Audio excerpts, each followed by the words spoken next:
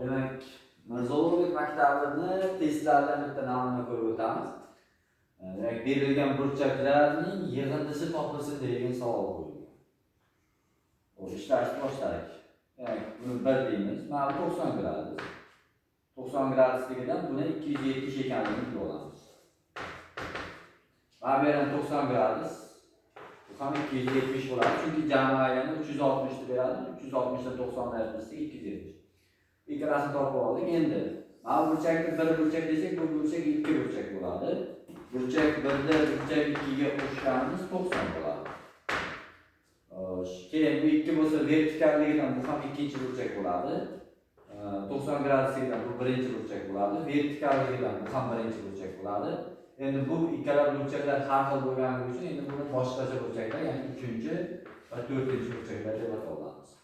Xo'p, 1 bilan 2 ning yig'indisi 90 ligini bilamiz. Undan tashqari burchak 1, 3 va burchak 4 ni qo'shganimiz mana bu 3 burchakning foydasiga ko'ra 180 ga teng. Endi bu yerda e'tibor beradigan narsamiz, burchak 2 ning qo'shnisi bor, biz mana buni topishimiz kerak va burchak 1 ning qo'shnisi bor, topishimiz kerak. Men ham shuni o'ylab turdim. Ko'ramiz. 2 bo'ladigan bo'lsa, burchak 1 bilan 2 ning yig'indisi 90 ligini bilamizmi?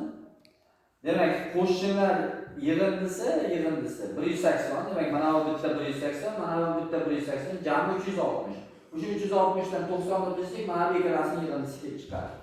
Demak, buni 5-burchak, buni 6-burchak deb olsak, burchak 5 plus burchak 6 ning yig'indisi 180, 360 dan 1 va 2 ning yig'indisi 90 da ayirib tashlasak, demak 270 kelib chiqadi.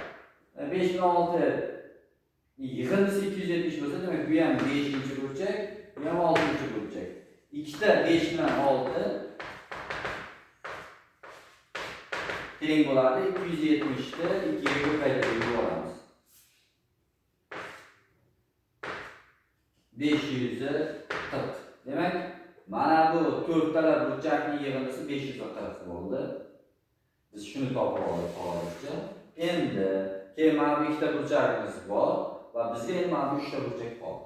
Qarang, endi mana shu yerda bitta joyi bor, shu yerga fikrlab olsak. Bu bir bilan mana bu ikkalasi teng. Endi bu uchalasining yig'indisi 180. Xo'p, qarangda. Mana bu 360, bu yana 360, mana bu yana 360. 3 ta 360 dan 1 3 4 ni ayirib tashlashimiz kerak. 3 ko'paytirilgan 360 dan ayirib tashlaymiz 180. Chunki bular yig'indisi 180 edi. Ayirib tashlaydigan bo'lsak. Xo'p, 6 kara 3 bitta 180 ni tashlaymiz 720 ga 720 ga bitta 180 ni qo'shib yuborsak yetarli bo'ladi. 900. Demak, hop 5 6 ni belgilaganmiz. 7-chi, 8-chi, 9-chi burchaklar yig'indisi. Burchak 7, burchak 8, burchak 9 yig'indisi 900. Hop, ikkita 270, 540 va bitta 540. Mana bular yig'indisi va yana bitta 900. Ikkita 540imiz 1080 bo'ladi. Bitta 900 ni qo'shadigan bo'lsak, 1980 deb javob bo'ladi.